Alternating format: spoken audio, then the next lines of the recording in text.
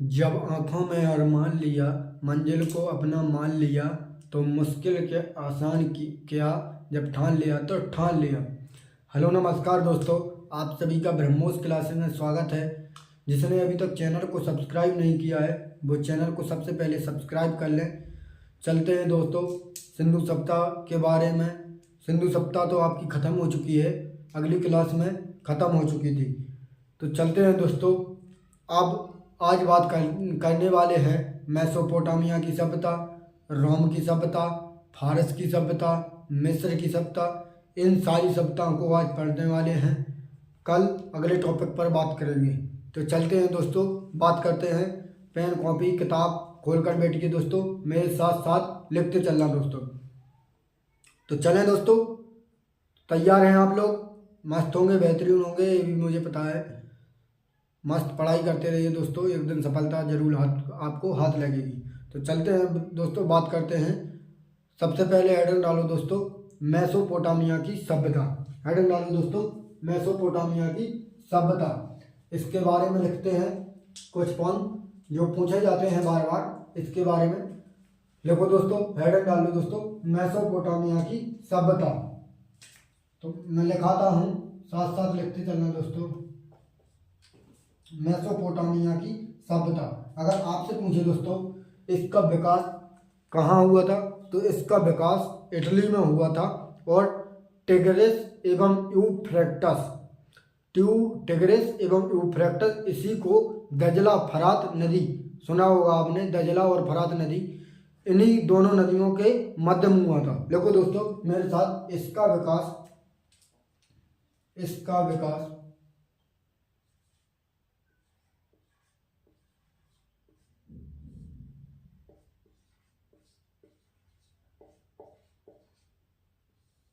इसका विकास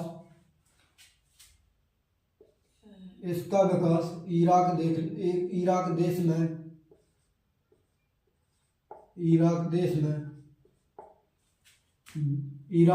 में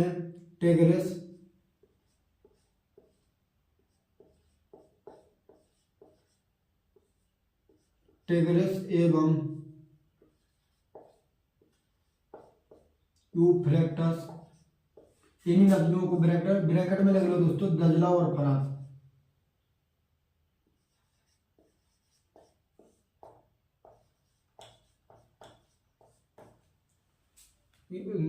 टिग्रिस एवं यूफ्रेट, इन्हीं को कहते हैं दजला फरात नदियों के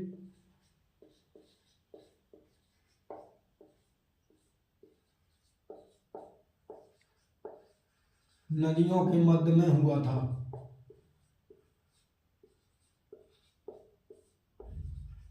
ध्यान रखना दोस्तों, अगर आपसे पूछे दोस्तों मेसोपोटामिया सभ्यता की इसका विकास कितना रहा, तो ध्यान रखना दोस्तों, इसका विकास कितना रहा दोस्तों, तो ध्यान रखना दोस्तों, इसका विकास 10,000 ईसा पूर्व रहा। 10,000 ईसा पूर्व रहा, ध्यान रखना दोस्तों। अगर आपसे पूछे दोस्तों इसका विकास 10,000 ईसा पूर्व रहा, अगर एक पॉइंट लिखो दोस्तों, अगर आपसे पूछे दोस्तों यहाँ की मिट्टी अत्यधिक उपजाऊ थी और यह सभ्यता कैसी थी, तो ध्यान रखना दोस्तों, यह सभ्यता ग्रामीण सभ्यता थी। यहाँ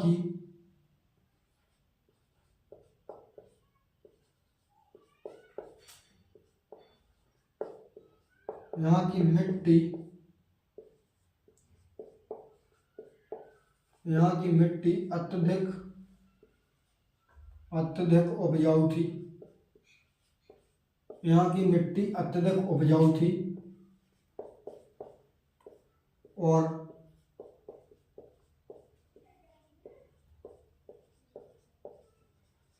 यह सभ्यता कैसी थी दोस्तों, तो और यह सभ्यता ग्रामीण सभ्यता थी। ग्रामीण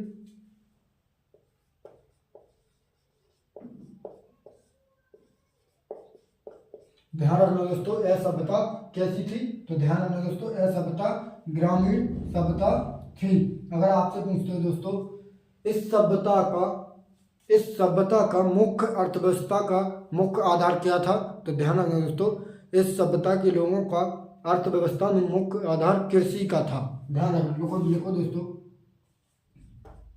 इस सभ्यता के लोगों का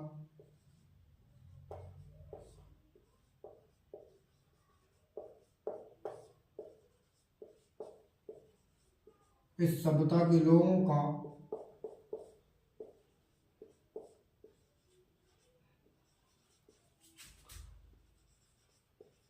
अर्थव्यवस्था में मुख्य आधार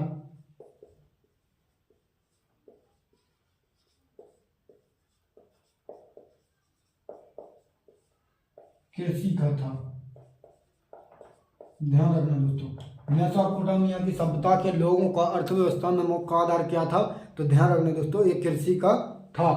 आगे देखो दोस्तों, आगे देखो मेरे साथ, अगर आपसे पूछे दोस्तों, मतलब मेसोपोटामिया के सभ्यता के समय को, जो मेसोपोटामिया की सभ्यता के समय के मंदिरों को किस नाम से जानते थे? तो ध्यान रखना दोस्तों, इस समय के मंदिरों को जिगुरद नाम से जानते थे। लिखो दोस्तों मेरे साथ, अगर आपसे पूछो इस समय के मंदिरों को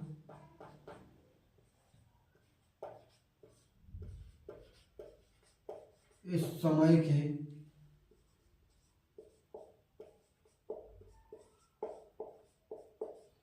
समय के मंदिरों को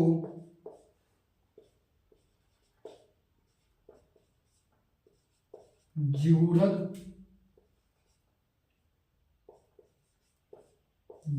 नाम से जानते थे। ध्यान रखना दोस्तों, इस समय के लोगों को, इस समय के मंदिरों को, सॉरी दोस्तों, इस समय के मंदिरों को किस नाम से जानते थे? तो ध्यान रखना दोस्तों, इस समय के मंदिरों को जिगुरद के नाम से जानते थे। एक बार रिवाइज करते हैं दोस्तों, नोट कर लिया होगा आपने। अगर आपसे पूछे दोस्तों, मेसोपोटामिया की सभ्यता का सबसे पहले विकास कितना रहा? तो इसका विकास 10,000 ईसा पूर्व रहा। अगर आपसे पूछे दोस्तों, इसका विकास कहाँ हुआ था? तो इसका विकास इराक देश में, इराक की राजधानी सुनी होगी, इराक की राजधानी क्या है दोस्तों? तो इराक की राजधानी बगदाद है। अगर आपसे पूछे दोस्तों, इसका विकास इराक में टिग्रिस और यूफ्रेटिस नदियाँ, इन्हीं को दजला और फरात नदियों के नाम से जानते हैं। इन्हीं दोनों नदियों के मध्य में इसका विकास हुआ था। अगर आपसे पूछे दोस्तों, जो मेसोपोटामिया की सभ्यता थी, वो मेसोपोटामिया की सभ्यता ग्रामीण सभ्यता थी और यहाँ की मिट्टी अत्यधिक उपजाऊ थी, मतलब बंजर नहीं थी, अत्यधिक उपजाऊ थी, मतलब गेहूँ ज़्यादा होते थे, कोई भी खेती करने लायक थी। अगर आपसे पूछे दोस्तों, इस सभ्यता के लोगों का, यहाँ के जो लोग थे, इनका अर्थव्यवस्था का मुख्य आधार क्या था दोस्तों? तो ध्यान रखना दोस्तों, यहाँ के लोगों का मुख्य अर्थव्यवस्था का मुख्य आधार था कृषि करना।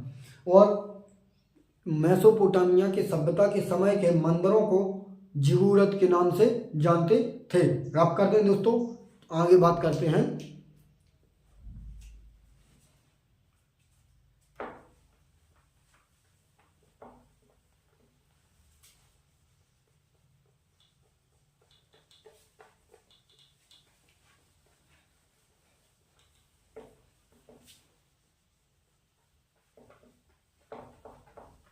आगे बात करें दोस्तों, अगर आपसे पूछे दोस्तों, मेसोपोटामिया की सभ्यता के कितने भाग थे? मेसोपोटामिया की सभ्यता के कितने भाग थे? तो ध्यान रखना दोस्तों, मेसोपोटामिया की सभ्यता के 4 भाग थे। लिखना दोस्तों मेरे साथ, इस सभ्यता के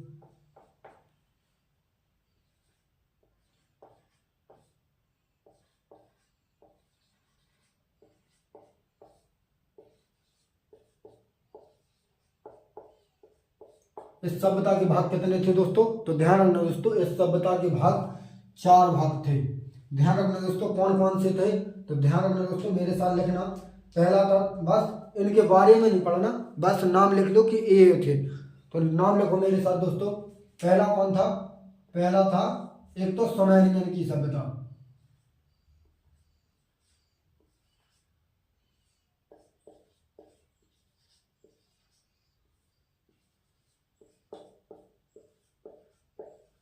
ध्यान रखना दोस्तों, एक तो थी सुमेरियन की सभ्यता। दूसरी कौन थी दोस्तों? तो दूसरी थी बेबीलोन की सभ्यता। दूसरी लिखो दोस्तों, बेबीलोन की सभ्यता।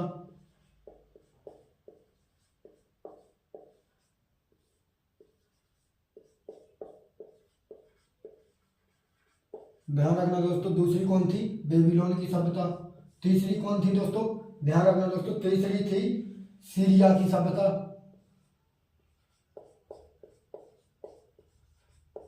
तीसरी कौन थी दोस्तों? तीसरी थी सीरिया की सभ्यता। तीसरी कौन सी? सीरिया की सभ्यता। चौथी कौन थी दोस्तों? ध्यान रखना दोस्तों, चौथी कौन थी? कैल्डरिया की सभ्यता।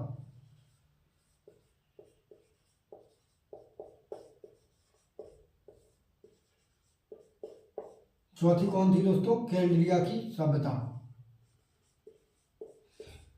तो आपसे पूछे मेसोपोटामिया की सभ्यता के कितने भाग थे? तो ध्यान रखना दोस्तों, मेसोपोटामिया की सभ्यता के 4 भाग थे। और वे 4 भाग कौन कौन से थे? तो ध्यान रखना दोस्तों, एक तो था कौन सा? पहला था सुमेरियन की सभ्यता, दूसरी थी बेबीलोन की सभ्यता, तीसरी थी सीरिया की सभ्यता, चौथी थी कैल्डरिया की सभ्यता। ध्यान रखना दोस्तों, इन बस नाम लिख लो दोस्तों, इनके बारे में पढ़ना नहीं है, बस यही कुछ क्वेश्चन यहीं से पूछा जाता है बस। अब लिखो दोस्तों, अगर आपसे पूछे, एक पॉइंट लिखो दोस्तों, अगर आपसे पूछे दोस्तों झूलता हुआ बगीचा कहाँ पर है? अगर आपसे पूछे दोस्तों झूलता हुआ बगीचा कहाँ पर स्थित है? तो ध्यान रखना दोस्तों, झूलता हुआ बगीचा बेबीलोन में स्थित है। देखो दोस्तों,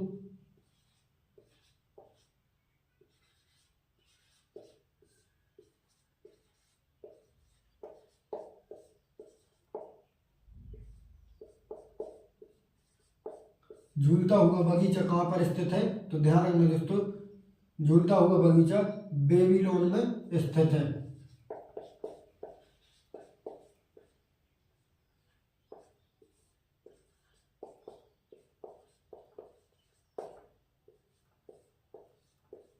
ये कहाँ पर स्थित है दोस्तों? तो झूलता हुआ बगीचा बेबीलोन में स्थित है। अगर आपसे पूछे दोस्तों इस सभ्यता का विनाश किसने किया था?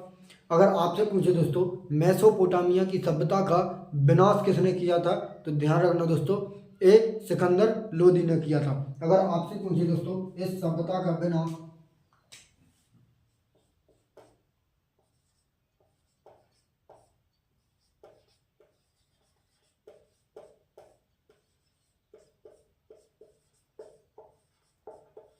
इस सभ्यता का विनाश किसने किया था दोस्तों? तो ध्यान रखना दोस्तों, इस सभ्यता का विनाश सिकंदर लोदी ने इस सभ्यता का विनाश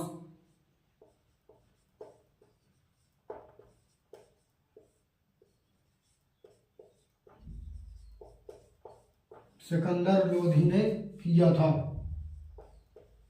ध्यान रखना दोस्तों, अगर आपसे पूछे दोस्तों इस सभ्यता का विनाश सिकंदर लोधी ने किया था, और अगर आपसे पूछे दोस्तों इसके स्थान पर कौन सा ग्रीक सभ्यता को रख दिया था, मतलब इसके स्थान पर ग्रीक सभ्यता को रख दिया था। इस सभ्यता का विनाश करके, इस सभ्यता का विनाश सिकंदर लोधी ने किया, और इस सभ्यता के नाम पर और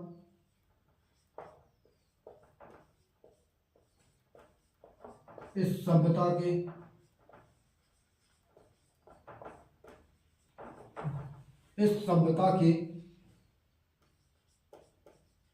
नाम पर, इस सभ्यता के नाम पर एक कौन सी ग्रीक सभ्यता रख दिया था। इस सभ्यता के नाम पर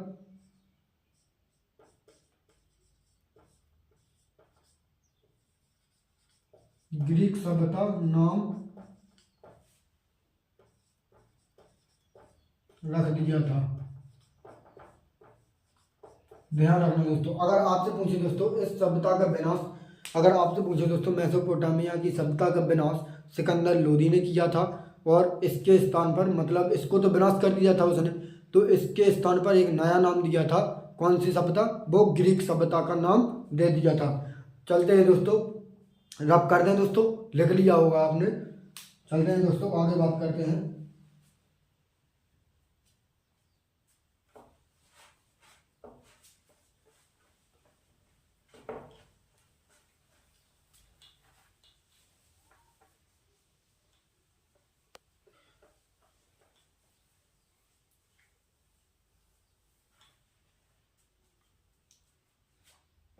अगर आपसे पूछे दोस्तों, अगले पॉइंट पर चलते हैं। अगर आपसे पूछे दोस्तों विश्व की सबसे पहली सभ्यता कौन थी, तो ध्यान रखना दोस्तों, विश्व की सबसे पहली सभ्यता तो थी मेसोपोटामिया की सभ्यता।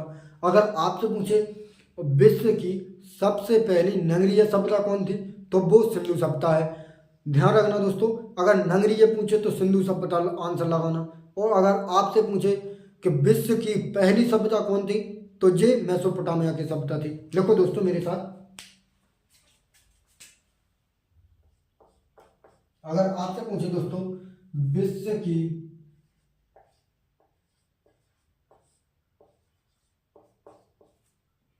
अगर आपसे पूछे दोस्तों विश्व की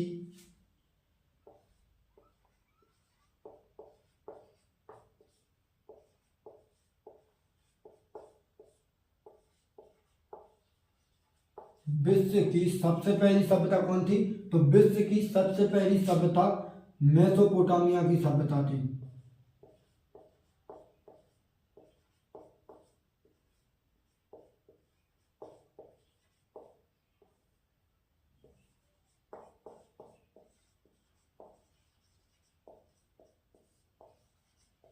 अगर आपसे पूछे दोस्तों विश्व की सबसे पहली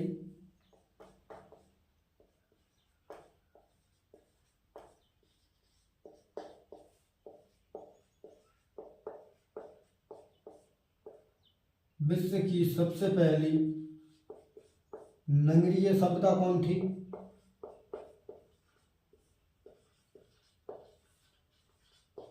तो नगरीय सभ्यता सिंधु सभ्यता थी।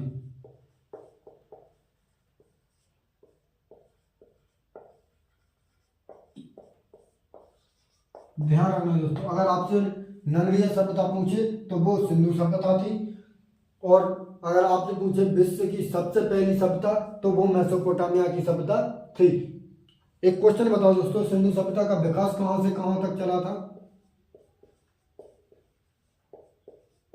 इसका विकास कहां से कहां तक चला और इसका विकास कहां से कहां तक चला? बताओ दोस्तों, एक क्वेश्चन, दो क्वेश्चन पूछे है मैंने आपसे, बताइए दोस्तों। तो ध्यान रखना दोस्तों, रिवीजन करा देता हूं। अगर आपसे सिंधु सभ्यता का विकास पूछे तो ये 2500 ईसा पूर्व से 1750 ईसा पूर्व तक चला था। 2500 ईसा पूर्व से लेकर कहां तक चला था? ये 1750 ईसा पूर्व तक चला था। अगर मेसोपोटामिया की सभ्यता का विकास मैंने अभी हाल बताया था कि 10,000 ईसा पूर्व तक चला।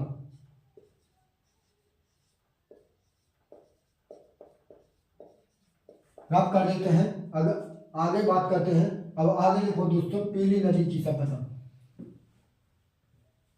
इसे आप कर रहे दोस्तों। अब लिखो दोस्तों पीली नदी की सभ्यता।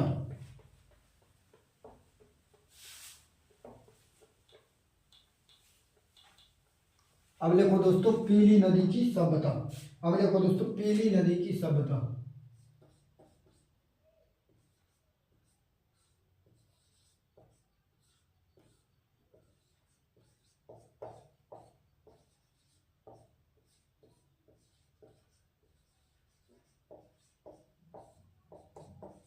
अब देखो दोस्तों पीली नदी की सभ्यता। अगर आपसे पूछे दोस्तों यह कहाँ पर स्थित है, तो यह चीन में स्थित है।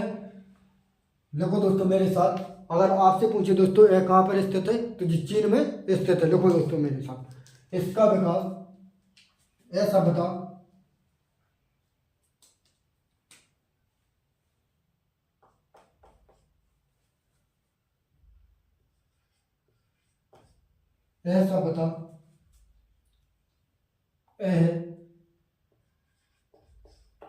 चीन में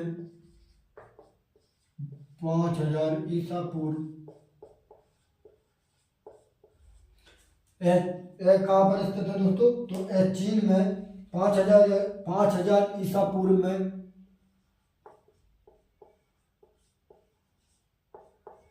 5000 ईसा पूर्व में विकसित हुई। ये 5000 ईसा पूर्व में विकसित हुई दोस्तों।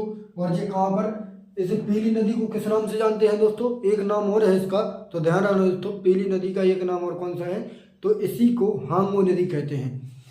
और ए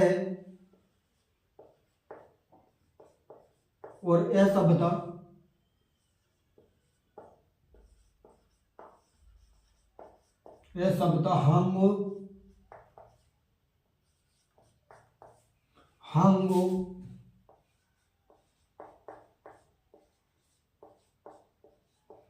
हांगो नदी के तट पर स्थित है।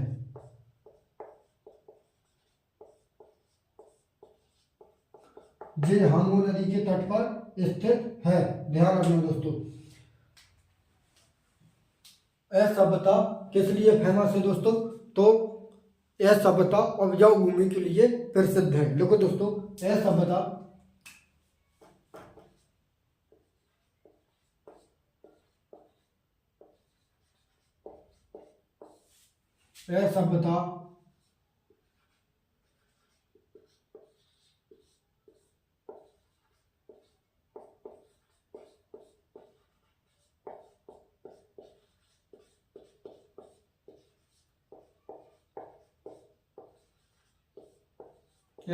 उपजाऊ भूमि के लिए प्रसिद्ध है। बस इसके बारे में इतना ही पढ़ना था दोस्तों।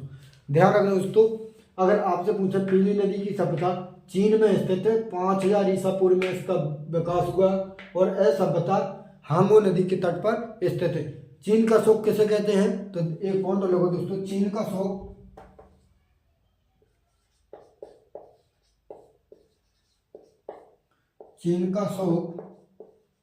किसे कहते हैं? तो हांगो नदी को कहते हैं। चीन का शोक किसे कहते हैं दोस्तों? तो चीन का शोक हांगो नदी को कहते हैं। इसे रब कर देते हैं दोस्तों। फिर चलते हैं कौन सी सभ्यता पर? फिर मिस्र की सभ्यता पढ़ने वाले हैं। साथ साथ नोट करते चलना दोस्तों। इससे बाहर आपका कोई क्वेश्चन नहीं जाएगा, बस ये मेरी गारंटी है आपसे, बेफिक्र होकर पढ़िए। अब डालो दोस्तों मिस्र की सभ्यता। अब डालो दोस्तों मिस्र की सभ्यता। मिस्र की सभ्यता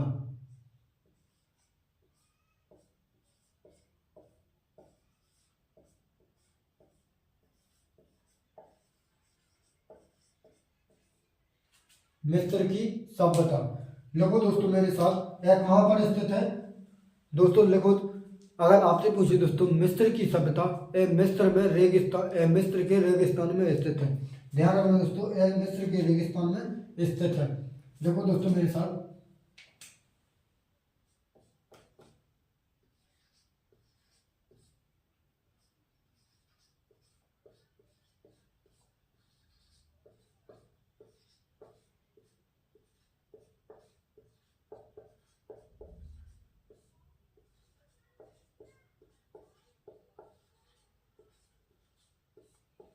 मिस्र के रेगिस्तान में स्थित है। इसे ही नील नदी की देन कहते हैं। इसे नील नदी की देन कहते हैं।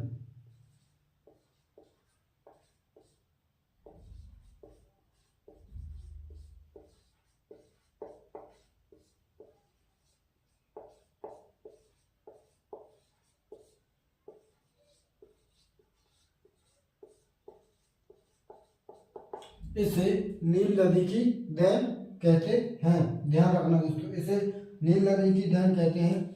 इस सभ्यता का विकास किसके नेतृत्व में हुआ था दोस्तों? तो ध्यान रखना दोस्तों, जो मिस्र की सभ्यता है इसका विकास फिरौन नामक एक व्यक्ति था, उसके नेतृत्व में इसका विकास हुआ था। अगर लिखो दोस्तों, इसका विकास, अगर आपसे पूछे दोस्तों इसका विकास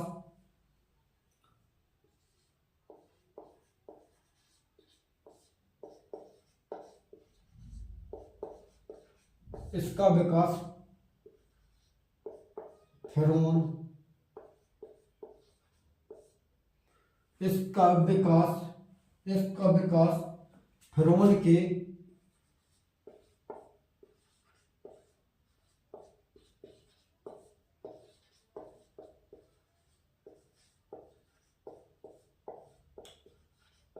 विकास फिरौन के नेतृत्व में किया था। इसी नदी को नील नदी की देन कहते हैं। और मिस्र में मिस्र के रेगिस्तान में स्थित है जिस सभ्यता। अगर आपसे पूछे दोस्तों इस सभ्यता से क्या क्या मिला था, तो इस सभ्यता से एक तो पिरामिड मिला था और एक सूर्य कैलेंडर मिला था। इस सभ्यता से क्या क्या मिला था दोस्तों, तो एक तो पिरामिड मिला था और एक सूर्य कैलेंडर मिला था। इस सभ्यता से देखो दोस्तों मेरे साथ,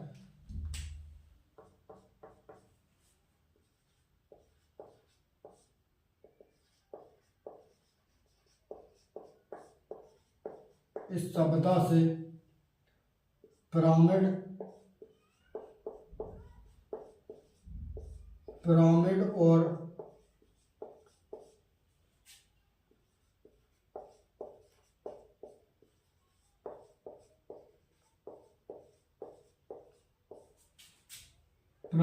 सूर्य कैलेंडर मिला था। ध्यान रखना दोस्तों, इस सभ्यता से पिरामिड और सूर्य कैलेंडर मिला था। ध्यान रखना दोस्तों, यहाँ का एक पिरामिड है जो गिजा का पिरामिड है, गिजा नाम का पिरामिड है, यह सबसे प्रसिद्ध है इस सभ्यता में। देखो मेरे साथ दोस्तों, गिजा का पिरामिड सबसे प्रसिद्ध है।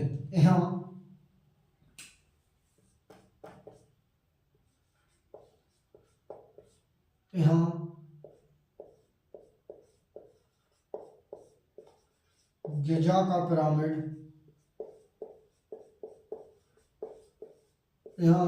पिरामिड, सबसे प्रसिद्ध है।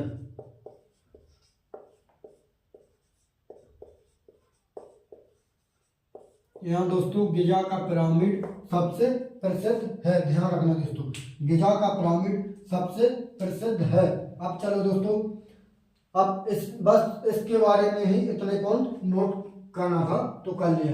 अब चलते हैं दोस्तों, रोम की सभ्यता पढ़ने वाले हैं। रोम की सभ्यता, अगर आपसे, हाँ दोस्तों एक पॉइंट लिखो, अगर आपसे पूछे दोस्तों जो मिस्र की सभ्यता है इसका विकास कहाँ तक चला, तो ये मिस्र की सभ्यता का विकास कितना चला दोस्तों, मिस्र की सभ्यता का विकास 2100 ईसा पूर्व तक चला इसका विकास।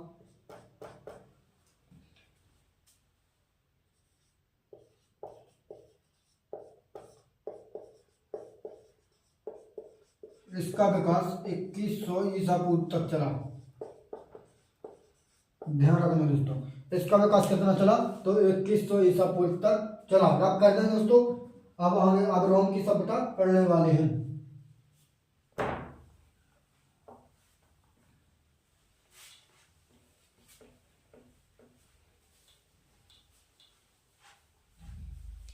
अब देखो दोस्तों, हेडिंग डालो रोम की सभ्यता, इंक डाल लेते हैं थोड़ी।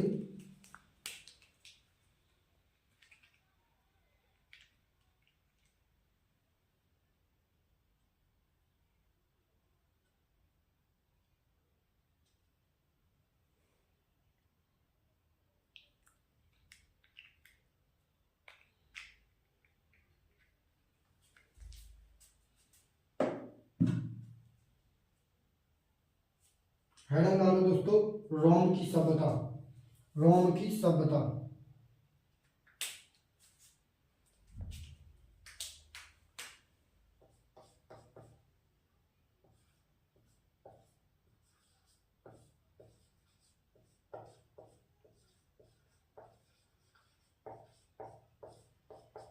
रोम की सभ्यता। अगर आपसे पूछे दोस्तों इसका विकास कहाँ हुआ था, तो ध्यान रखना दोस्तों, इसका विकास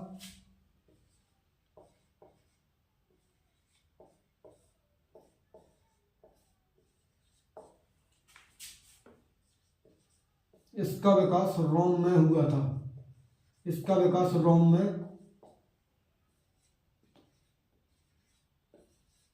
इसका विकास कहाँ हुआ दोस्तों, तो इसका विकास रोम इटली में हुआ था। मतलब रोम की इसका विकास दोस्तों, इसका विकास रोम इटली में हुआ था।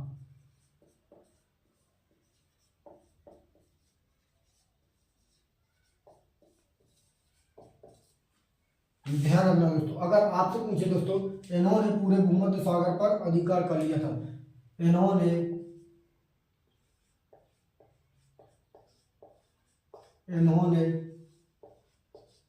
पूरे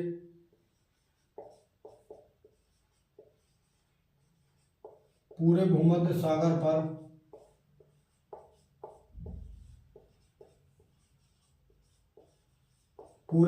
सागर पर अधिकार कर लिया था।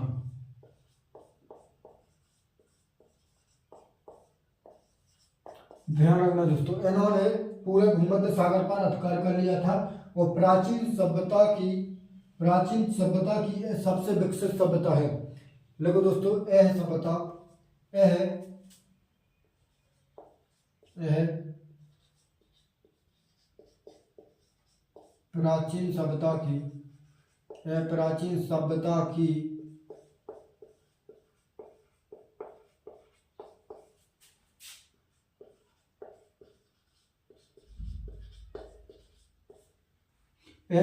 प्राचीन सभ्यता की सबसे विकसित सभ्यता थी।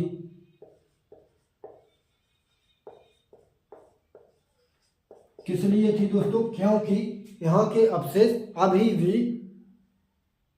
भी जारी हैं। क्योंकि यहाँ की अवशेष दोस्तों क्या आज भी इस सभ्यता के अवशेष सुरक्षित बचे थे। क्योंकि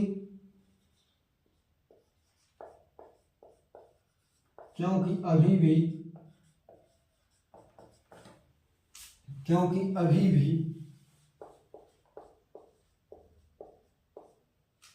इस सभ्यता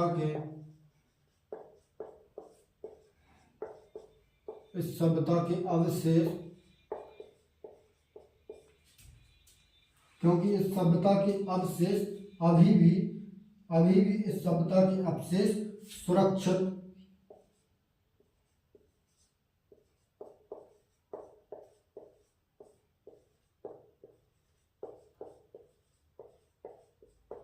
बचे हैं।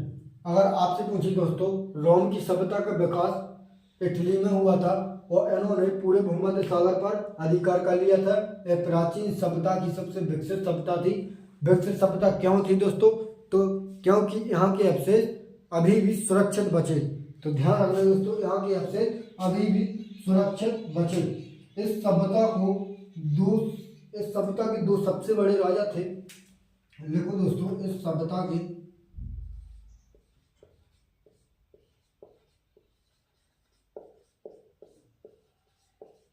सभ्यता के दो सबसे बड़े राजा।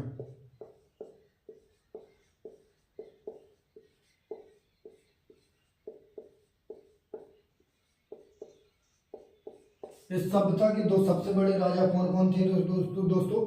ध्यान रखना, एक तो जूलियस सीजर था। एक तो दोस्तों जूलियस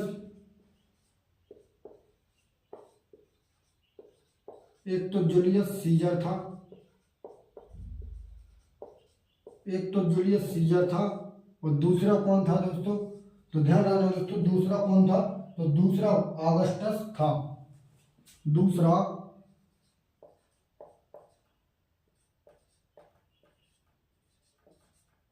दूसरा कौन था दोस्तों? दूसरा ऑगस्टस था और पहला जूलियस सीजर था। अगर आपसे एक नोट करके रखो दोस्तों, मेरे साथ नोट करके रखो दोस्तों, एक मेरे साथ। अगर आपसे पूछे दोस्तों, जूलियस सीजर की हत्या किसने की थी? जूलियस सीजर की हत्या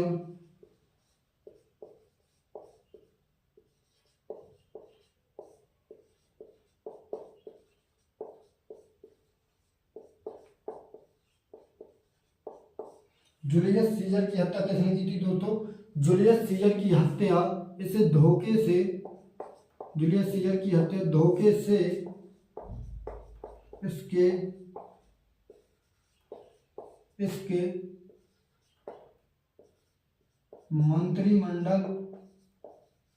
इसके मंत्रिमंडल द्वारा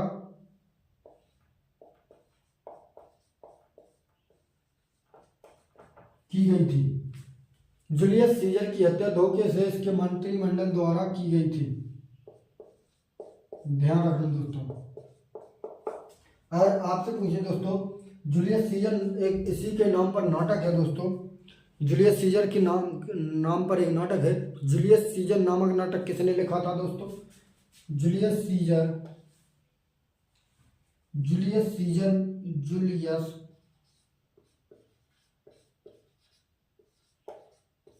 जूलियस सीजर नामक नाटक जूलियस सीजर नामक नाटक किसने लिखा था दोस्तों? किसने लिखा था दोस्तों? तो ध्यान रखना दोस्तों, ये लिखा था विलियम शेक्सपियर ने। ये लिखा था विलियम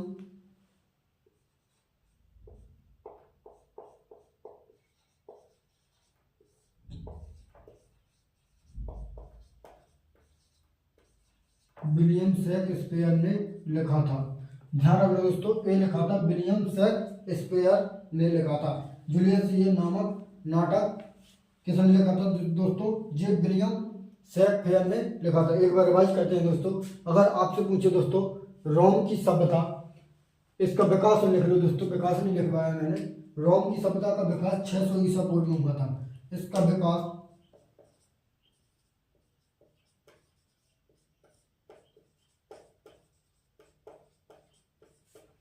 विकास 600 ईसा पूर्व में हुआ था। ध्यान रखना दोस्तों, रोम की सभ्यता का विकास 600 ईसा पूर्व में हुआ था। एक बार रिवाइज करते हैं दोस्तों, फिर फारस की फारस की सभ्यता पर बात करते हैं। रोम की सभ्यता का विकास इटली में हुआ था। इन्होंने पूरे भूमध्य सागर पर अधिकार कर लिया था। यह प्राचीन सभ्यता की सबसे विकसित सभ्यता थी, क्योंकि अभी भी इस सभ्यता के अवशेष सुरक्षित बचे हुए हैं, इसलिए इसे विकसित सभ्यता कहते हैं। अगर आपसे पूछे दोस्तों इस सभ्यता के दो सबसे बड़े राजा कौन कौन थे, तो ध्यान रखना दोस्तों, एक तो जूलियस सीजर था और एक था ऑगस्टस। एक ऑगस्टस था, एक जूलियस सीजर था। अगर एक जूलियस सीजर के नाम पर नाटक है, जूलियस सीजर की हत्या किसने की थी, पहले तो ये सुनो। जूलियस सीजर की हत्या उसके मंत्रिमंडल द्वारा धोखे से करवाई गई थी। और जूलियस सीजर नामक नाटक किसने लिखा था, तो जे विलियम शेक्सपियर ने लिखा था। अगर आपसे पूछे दोस्तों इसका विकास कितना चला था, इसका विकास 600 ईसा पूर्व तक चला था। चलते हैं दोस्तों, रब कर देते हैं, फिर फारस की सभ्यता पर बात करते हैं।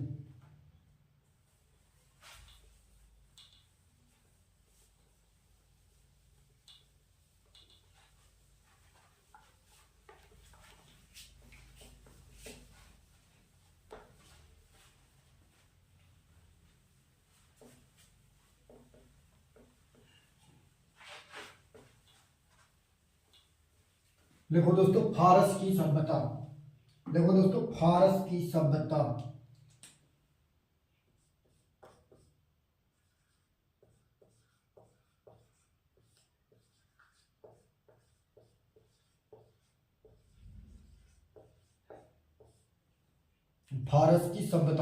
दोस्तों इसका विकास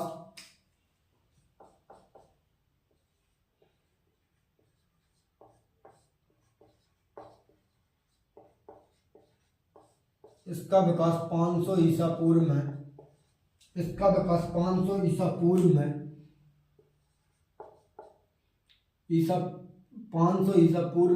ईरान में हुआ था।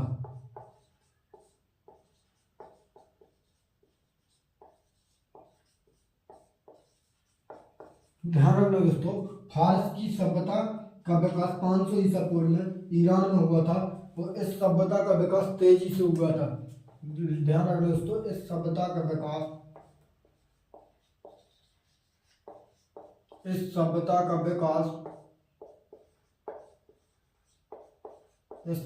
विकास तेजी से हुआ था।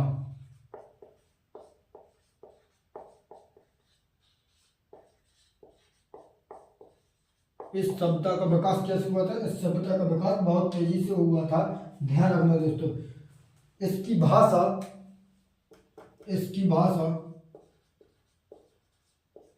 कैसी थी दोस्तों, तो इसकी भाषा फारसी थी। इसकी भाषा फारसी थी। एक किस धर्म को मानते थे, इनका धर्म कौन सा था दोस्तों, इनका धर्म पारसी धर्म को मानते थे ये।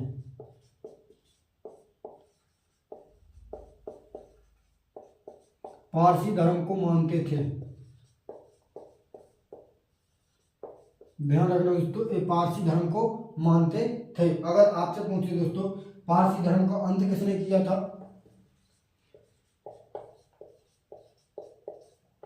पारसी धर्म का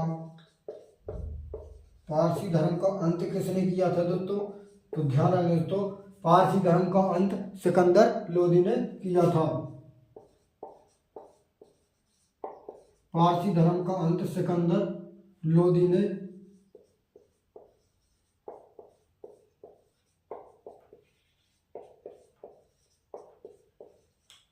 पारसी धर्म का अंत सिकंदर लोदी ने किया था।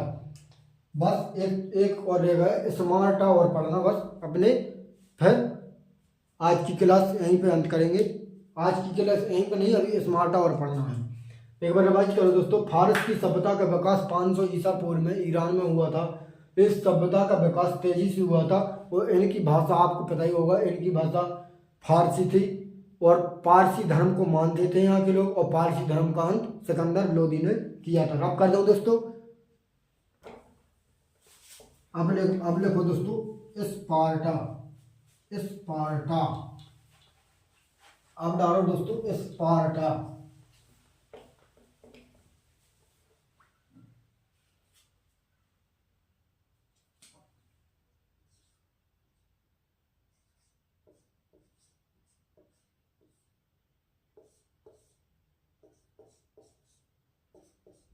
स्पार्टा। और आपसे पूछिए दोस्तों स्पार्टा किस लिए विख्यात है, तो ये अपने बहादुर सैनिकों के लिए विख्यात है। लिखो दोस्तों मेरे साथ, किस लिए विख्यात है,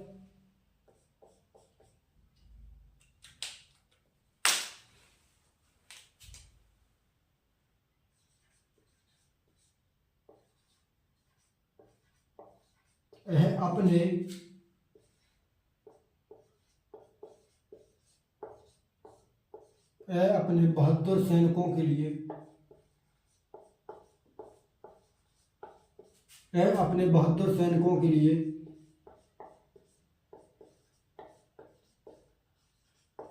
विख्यात है।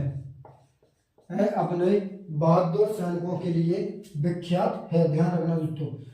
अगर आपसे पूछे दोस्तों स्पार्टा है क्या, तो ध्यान रखना दोस्तों स्पार्टा क्या है दोस्तों, तो ध्यान रखना दोस्तों स्पार्टा ग्रीस दोस्तों, ग्रीस के पास एक छोटा सा क्षेत्र है। जो स्पार्टा एक जगह है ग्रीस के पास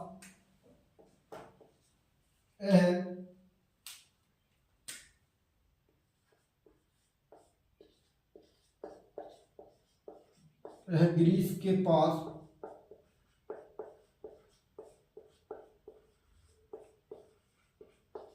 छोटा सा क्षेत्र है।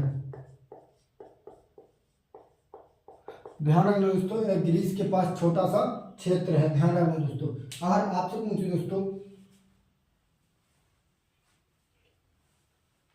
अगर आपसे पूछे दोस्तों जो स्पार्टा, मैंने पहले लिखा था बहादुर सैनिकों के लिए जाना जाता है स्पार्टा। अगर आपसे पूछे दोस्तों स्पार्टा के 300 सैनिकों ने लियोनाइड्स के नेतृत्व में 20,000 ग्रीस के 20,000 सैनिकों को मात दी थी, मतलब दम दे दी थी। मतलब 300 सैनिक, सोचो आप लोग सोचो दोस्तों कि 300 सैनिक 20,000 सैनिकों को मात दे दी थी। लिखो दोस्तों मेरे साथ, लिखो स्पार्टा के यहाँ के मात्र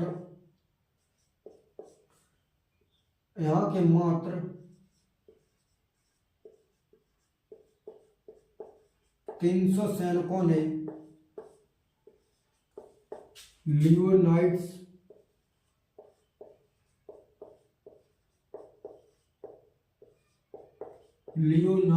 के नेतृत्व में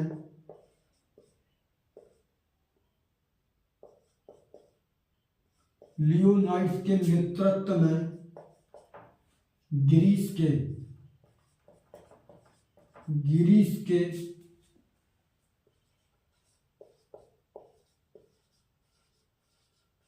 ग्रीस के 20,000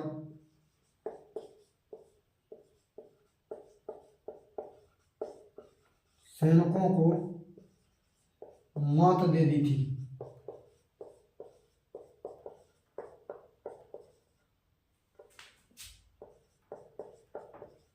ध्यान रखना दोस्तों, बहादुर सैनिकों के लिए विख्यात है।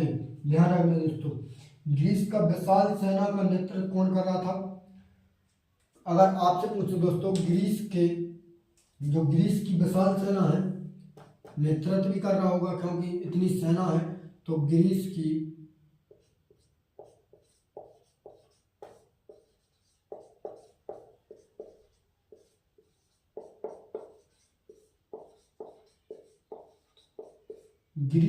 विशाल सेना का नेतृत्व कौन कर रहा था दोस्तों? तो ग्रीस की विशाल सेना का नेतृत्व जर्कसीस नामक व्यक्ति कर रहा था। जर्कसीस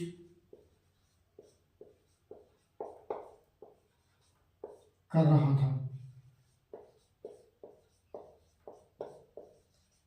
ध्यान रखना दोस्तों, जो ग्रीस की 20,000 सेना है, इसका नेतृत्व कौन कर रहा था? तो जो इसका नेतृत्व जर्कसीस कर रहा था, और जर्कसीस ने धोखे से स्पार्टा को हरा दिया, इनके सैनिकों को हरा दिया। दोस्तों ध्यान रखना दोस्तों, ग्रीस के और जर्कसीस ने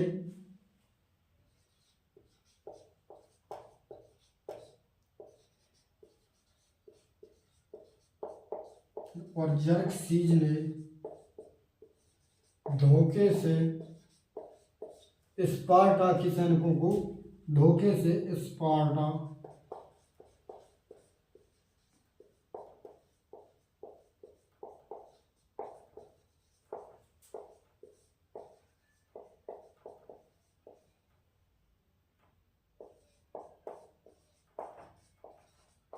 धोखे से हरा दिया था। क्योंकि ऐसे तो ये जीत नहीं पाते। जब 300 सैनिक, आप जान रहे, जब 300 सैनिक 20,000 सैनिकों को मात दे सकते हैं, तो भाई कितने खतरनाक सैनिक होंगे। तो चलते हैं दोस्तों, आज की क्लास का अंत यहीं पे कर देते हैं। कल फिर से मुलाकात होगी दोस्तों। तो चलते हैं दोस्तों, मस्त पढ़ते रहिए, बेहतरीन पढ़ते रहिए, एक दिन सफलता आपको जरूर हाथ लगेगी। तो चलते हैं दोस्तों, जय हिंद साथियों।